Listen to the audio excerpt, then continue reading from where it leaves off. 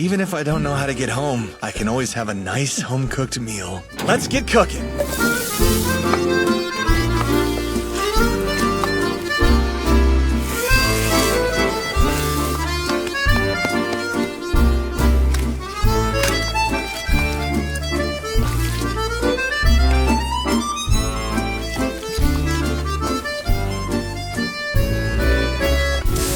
It's so frickin' yummy!